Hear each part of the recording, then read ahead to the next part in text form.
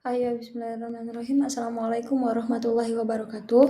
Perkenalkan, nama saya Vina Azmi dengan NIM 2012103774. Baiklah, kali ini saya akan menyampaikan materi yang berjudul tentang lafaz dari segi kejelasan artinya. Awal mula pembahasan ini dapat ditelusuri dari zaman Rasulullah SAW dan para sahabat yang telah menjadikan Al-Quran sebagai pedoman utama. Dalam kehidupan sehari-hari, mereka sangat memperhatikan kejelasan lafaz yang memahami ajaran Allah Subhanahu wa Ta'ala yang terkandung di dalam Al-Quran dan hadis sejak zaman Rasulullah SAW. Pentingnya kejelasan lafaz dalam memahami ajaran agama Islam telah menjadi fokus utama dalam pengajaran dan penyebaran Islam. Rasulullah SAW sendiri memberikan penekanan yang sangat besar pada kejelasan lafaz Al-Quran dan hadis untuk memastikan pemahaman yang benar terhadap ajaran Allah Subhanahu wa Ta'ala. Rasulullah dan para sahabat yang sangat memperhatikan kejelasan lafaz dalam memahami ajaran Allah Subhanahu wa Ta'ala yang terkandung dalam Al-Quran dan hadis. Beliau pun mengajarkan para sahabat untuk memahami kejelasan lafaz dalam Al-Quran secara menyeluruh agar tidak menjadi penafsiran, yang beliau pun mengajarkan para sahabatnya untuk memahami kejelasan lafaz Al-Quran secara menyeluruh agar tidak terjadi penafsiran yang keliru. Para sahabat Rasulullah SAW seperti Abu Bakar, Umar bin Khattab, dan Ali bin Abi Thalib menjadi teladan dan memahami kejelasan lafaz dengan sungguh-sungguh, sehingga menjadi contoh bagi umat Islam dalam menjalankan ajaran agama dengan benar. Baiklah, adapun pembahasan. Dalam definisi lafaz, wadih ialah lafaz yang maknanya langsung dimengerti dengan melihat redaksinya tanpa tergantung pada faktor di luarnya.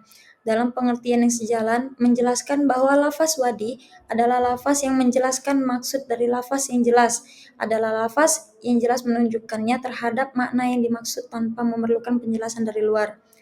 Lafaz yang jelas juga biasa disebut dengan zahirut. Maksud dari zahirut adalah suatu lafaz yang menunjukkan kepada makna yang dikehendaki oleh zikat lafaz itu sendiri. Artinya, untuk memahami makna dari lafaz itu tidak bergantung kepada sesuatu hal dari luar. Tingkatan wadi itu terbagi menjadi 4. Yang pertama itu ada zahir, nas, mufassar, dan muhkam. Keempat macam lafaz ini saling kejelasannya dan urutan penyebutannya sekaligus merupakan urutan tingkatan kejelasannya yang disebut dengan belakangan lebih jelas dibanding dengan yang di depannya. Baiklah, masuk poin yang pertama itu mufassar.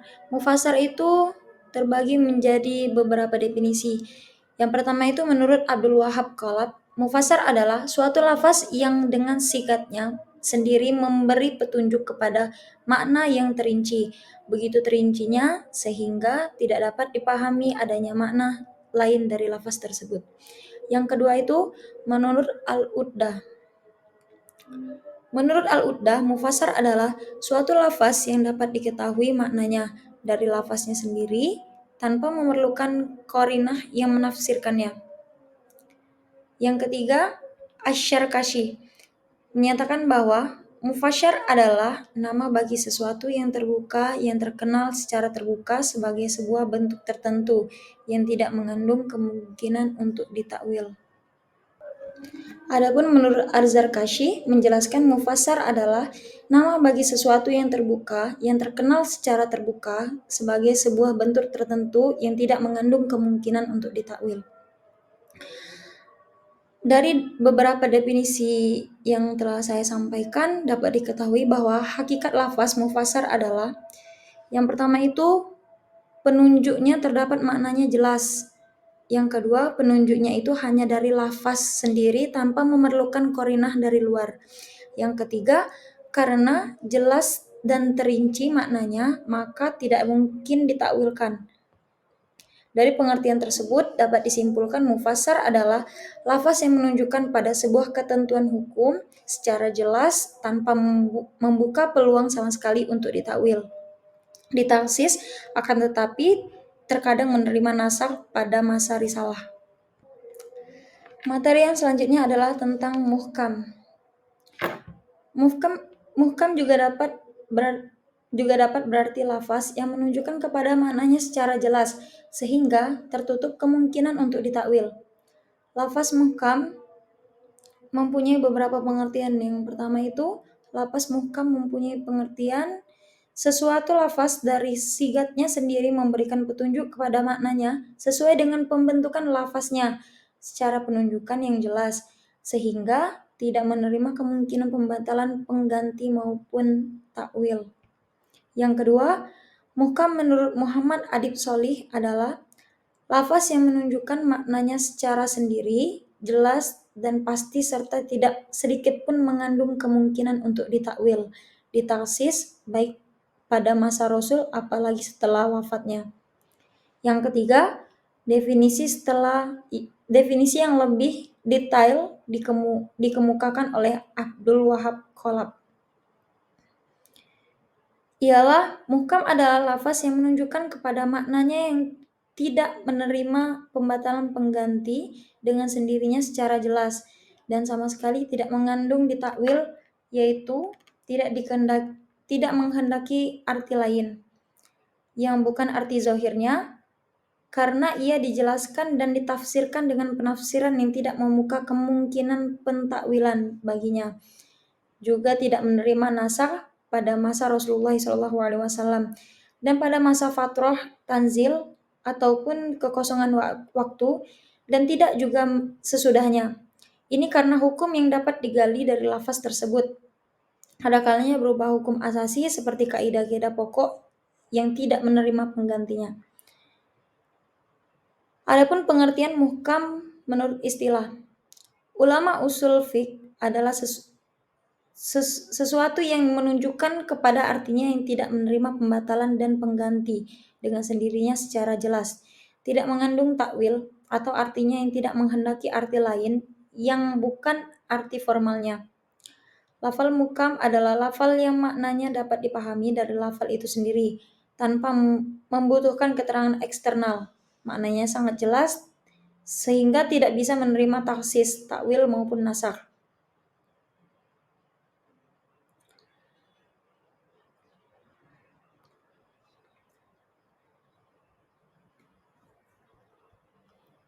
Muhkam itu terbagi menjadi dua. Yang pertama itu muhkam lizati.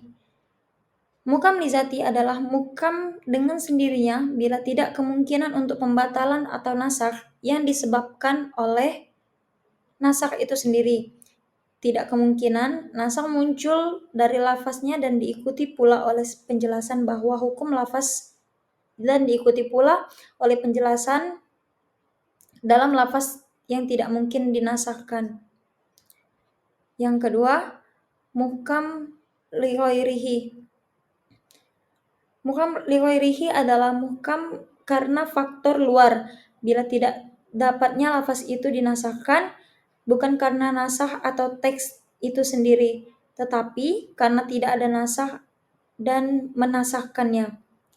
Lafaz dalam bentuk ini dalam istilah usul fiqh disebut dalam lafaz qoti, petunjuknya terhadap hukum. Adapun contoh muhkam terdapat dalam Al-Quran surat Al-Ahzab ayat 53, yaitu wahai orang-orang yang beriman, janganlah kamu memasuki rumah Nabi kecuali kamu diizinkan untuk makan tanpa mengganggu waktu masaknya. Tetapi jika kamu diundang, masuklah, dan apabila kamu selesai makan, keluarlah kamu tanpa memperpanjang percakapan. Sesungguhnya yang demikian itu adalah mengganggu Nabi sehingga dia malu kepadamu untuk menyuruhmu keluar. Allah tidak malu menerangkan yang benar. Apabila kamu meminta sesuatu keperluan kepada mereka, istri-istri Nabi, mintalah dari belakang tabir. Cara yang demikian itu lebih suci bagi hatimu dan hati mereka. Kamu tidak boleh menyakiti hati Rasulullah SAW dan tidak boleh pula menikahi istri-istrinya selama setelah Nabi Muhammad SAW wafat. Sesungguhnya yang demikian itu sangat besar dosanya di sisi Allah. Baik, mungkin itu saja materi yang telah saya sampaikan. Lebih dan kurangnya saya mohon maaf. Assalamualaikum warahmatullahi wabarakatuh.